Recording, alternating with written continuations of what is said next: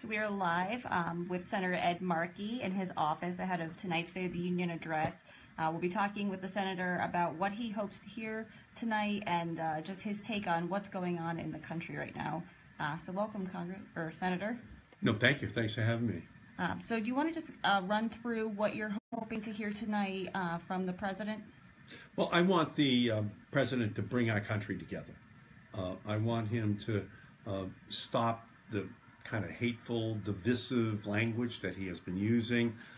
And I hope that he realizes that he's president and that he represents every single American. He's the only one who has that responsibility. And my hope is that that's what he will try to accomplish tonight.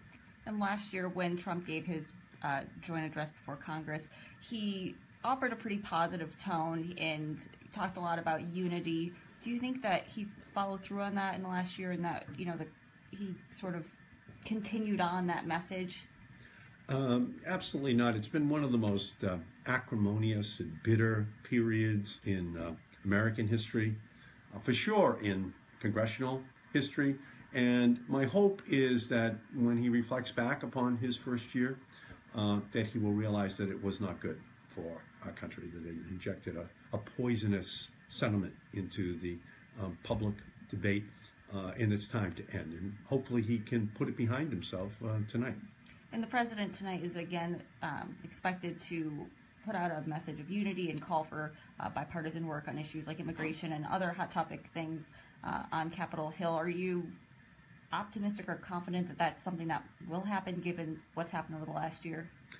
I wouldn't say I'm optimistic or pessimistic. I would say I'm hopeful.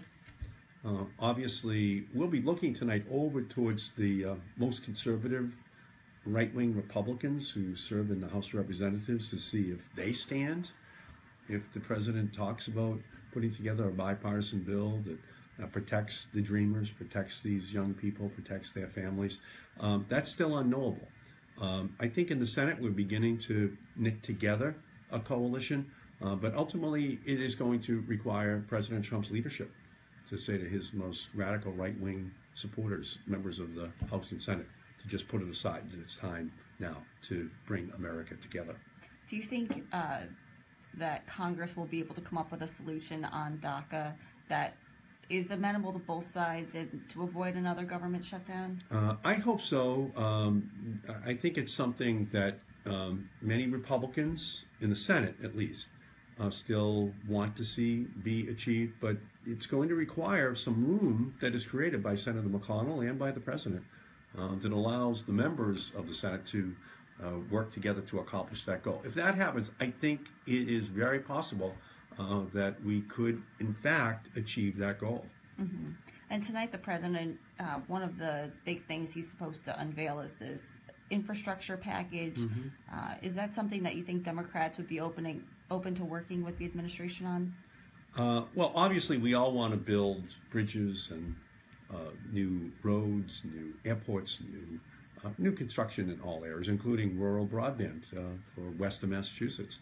But the devil's in the details. If Trump tolls would be imposed, then it would not be good. If labor laws were, in fact, compromised, if environmental laws were compromised, that would not be good. But I'm on the Infrastructure Committee, and I want to work very closely with the administration to accomplish a goal, bipartisan goal, that can pass a bill that would put 1 million people back to work in our country. And what is on Democrats' list of priorities heading into 2018? Obviously, the president's going to lay out his tonight. What are Democrats going to be looking at? Again, we want to see the details of an infrastructure bill that he would propose. We want to see what he says about immigrants coming into our country, the protections which they will be given. We want to hear what he has to say about investment in health care, in education, protection of workers in our country. And if that is a message he delivers, then I think the Democrats will be there to welcome him, to work with him. I just hope he avoids the trap of engaging in partisan rhetoric. And you've been working a lot on issues like immigration, net neutrality, and your pick for a guest for tonight's State of the Union is supposed to highlight those issues. Do you want to tell us about your guest? Yes, I selected Muhammad Ali. Muhammad Ali is an immigrant to our country. He's a Muslim. He's an entrepreneur. He's a CEO, employing 1,000 people.